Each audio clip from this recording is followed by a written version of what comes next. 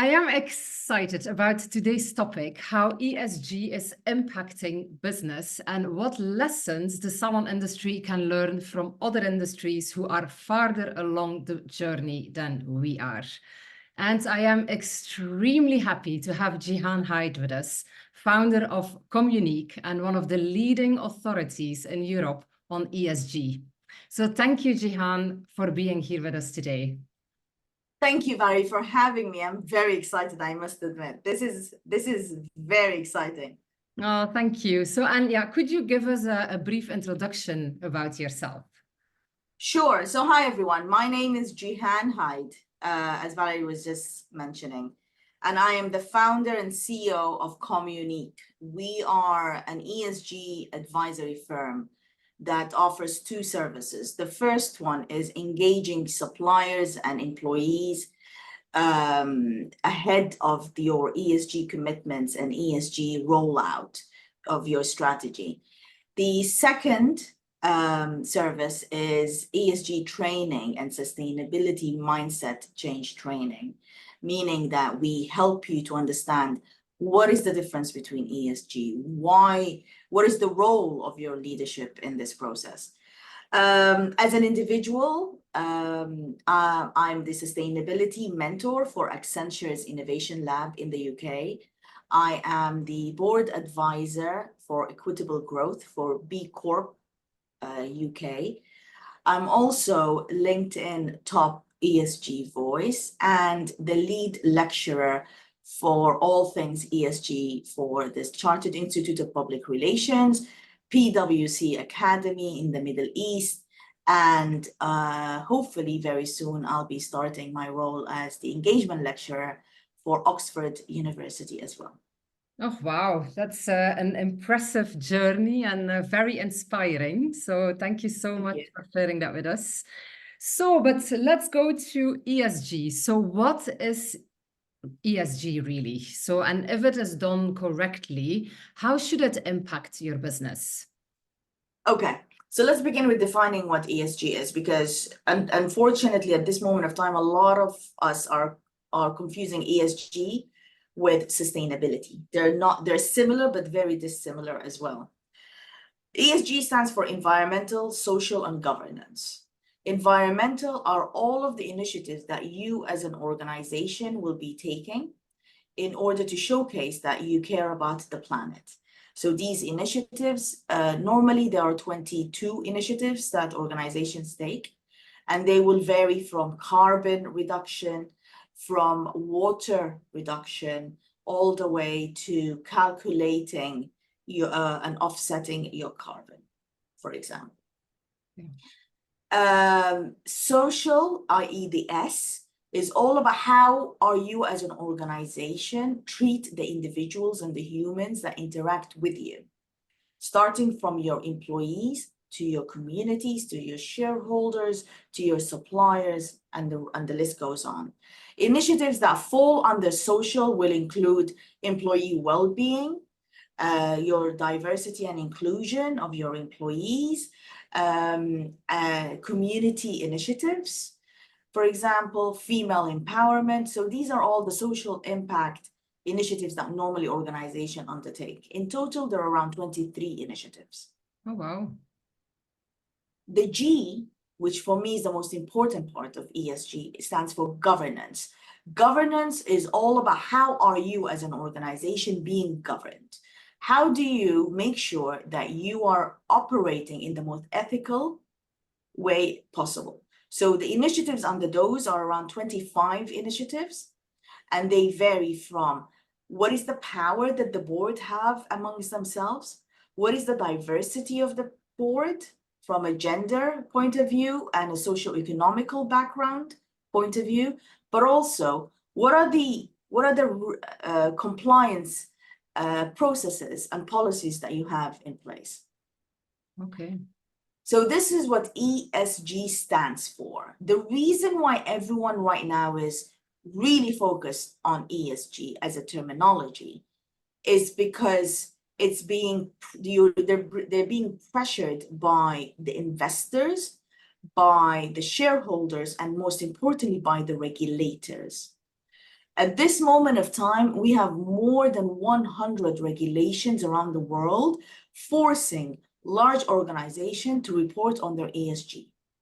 And if you don't enforce ESG or you don't commit to it and report on it, you will be fined. Recently, a large organization has been fined 14 million because they didn't report efficiently and they lied in their reporting.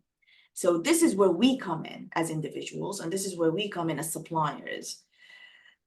For these organizations to report on their environmental and social impact, they need us, they need our data, because part of the reporting requires that they have to disclose who are their suppliers, what is the impact of these suppliers on the planet. And this is where, and this is why, sorry, that ESG is getting a lot of traction at this moment of time. Yeah, so I think also here, we see the shift because of our, the Vision 2030 of the UAE. Yeah. So hence, we want to create, more awareness, for our, for the other professionals in our industry as well. So I think as well, important to know is that, is ESG, successfully influencing consumer decision making? The simple answer is yes. The good thing is the new generation are very, very eco-conscious. And they differ from one region to another. Not yet, maybe in the Middle East, not as much yet. I'm from the Middle East, so I can tell you it's not there yet, but it's going to come. But the majority of the Gen Zers are really, really focusing on impact and environmental friendly ingredients when it comes to the beauty sector, for example. Unilever recently conducted a survey, and they found that 1 in 3 consumers have said, we will not buy your product if you do not showcase that you are impacting the people and the planet in a positive way. There is also another survey which has been made by Bain that said that was 66% of the recipients or respondents said they are willing to pay extra for your product if you prove that your product is sustainable. Of course, that's not a small percentage. 66 is massive. So of course, the pressure is on at the moment on the large organizations to really work very quickly, and hence specifically for the beauty sector. Recently, Chanel has launched an amazing initiative, and it's called the Traceability Alliance for Sustainable Beauty. And it was launched in January of this year. And it was very successful because with it, they came 40 other large organizations from the beauty sector, including L'Oreal, for example, on board. So the pressure is definitely being governed by the consumers, but also, please don't forget, it's also being governed by the regulations as well. Which is good. I think if we have both, the consumer is asking for it, the demand is growing, and, regulations are coming in. I think that that we are moving towards the right direction, which is exciting. It's definitely exciting, Valerie, because unfortunately for us, the beauty sector is not an easy sector to navigate either. And when it comes to the impact on the people and the planet, the biggest downfall for the beauty sector is the water consumption, is your packaging as well. It's the lack of traceability when it comes to your suppliers and where the ingredients are coming from. And this is where technology can play a massive role. And as I mentioned to you in our conversation earlier, technology for me is huge. And I'm I'm passionate about technology because technology will enable that traceability, whether it's blockchain technology, whether it's Internet of all things. So the technology is coming, and hopefully that would help the traceability of the suppliers as well. Yeah, oh, that will be a huge shift. Yeah. So, oh, exciting. Yeah. So, It is but exciting, yeah. yeah. So with your consultancy, CommUnique, you work extensively, across the globe and across, various industries. So, which industries in your experience have embraced ESG? And do you see one of the three dimensions that are actually prioritized over the other? That's a very good question. Embracing is, I don't think it's the right word to be using here. I think forced is the right word to be sustainable. The answer is yes. Let's go with embracing. How about that? Okay, if you want. Yeah. Embracing the two industries that are, in my opinion, who are embracing / forced to act quickly and are the front runners in that journey are the fashion industry and the financial service industry. And again, it's because they're being governed by the regulators and governed by the consumers. The consumers are crying out loud right now and saying, we are not going to buy anything from you if you don't become sustainable, and especially with the fashion. The beauty is still untapped, by the way. The beauty is still behind, okay, compared to these two. The third after these two would be the construction. Okay. No? Okay. But the beauty is catching up. The beauty is definitely catching up because the consumers, again, are forcing the sector to move very quickly. And hence you find a lot of initiatives that are coming to life. So for example, the cosmetic valley, the responsible, what is it called? The Responsible Beauty Initiative. That's also an initiative that was created to bring all beauty founders and beauty professionals under one umbrella to help them really move the dial. But let's not also forget that out of all of the industries, the beauty industry is the most diverse as well. If you look at the ethnic minorities, if you look, no, actually not ethnic, if you look at the genders, if you look at where these founders are, the genders of the founders, I mean, by the way. So if you look at the founders themselves, if you look at their background, it is the most diversified sector. So that's a plus. That's a huge plus. Okay. And even with their suppliers, they are also the most diverse of suppliers as well.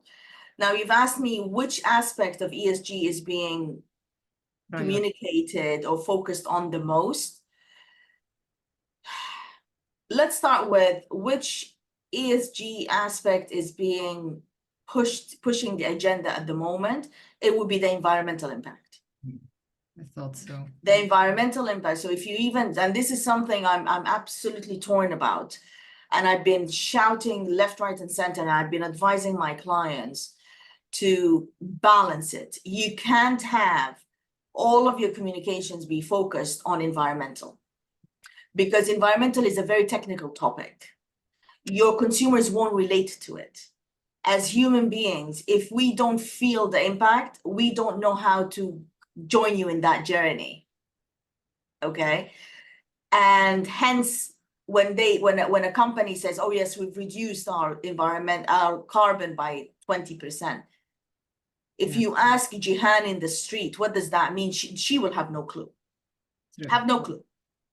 Okay. But if you say our company impacted X amount of women by providing X amount of help or investment, I will be able to understand that. And this is why during my sessions and my trainings, when I do deliver these trainings, I always say to my clients, when you're communicating environmental and social, combine both of them together and communicate it as if it's a story. Because as human beings, we're lazy.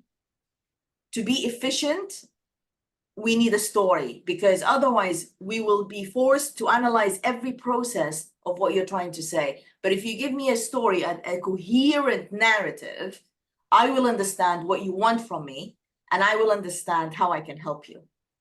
Wow. I think that's a massive takeaway for today, actually, because it is true that, you know, when salons do something as of now, until now, it's very much focused on sustainability. We're recycling, we are using eco shower heads. So more in that way than really, you know, communicating on what they actually do for the staff well-being, for, you know, it's still a big... Yeah, I think that's a beautiful takeaway, because I really believe that this is, you know, it needs a lot of attention, especially in the salon industry in the region. You know, we see still a lot that, you know, the employees are not treated the best either. So it's something that, you know, we have trying to work on as well. So to bring that to our clients, to show them the importance as, you know, take care of your people, you know, the well-being. So I think that's that's a big one. Well, if they want to gain investments, so one thing as well, you can actually tell them and walk them through, because this is how we're doing it here with CommUnique and our clients.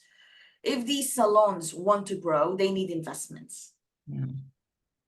Investors won't invest in you if your ESG data does not show that you're balancing between how you're treating your employees versus how are you impacting the environment and the community as well.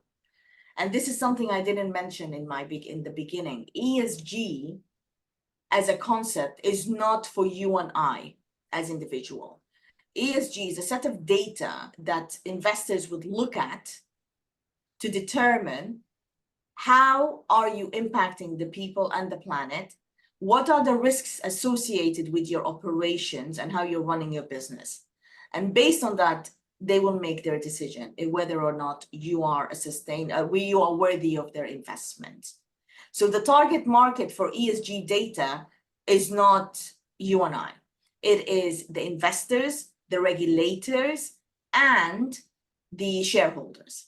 So these salons, if they grow and they want to grow, which I'm assuming they want to grow, they have to get investments. True. This is where the actual pressure will come from. Okay. Well, that's a huge advice, you know, that's, thank you for that.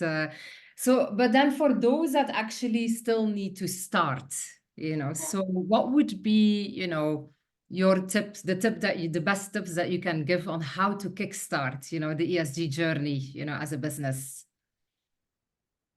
I think my 3 tips, if you don't mind me doing 3 as opposed to just 1 tip.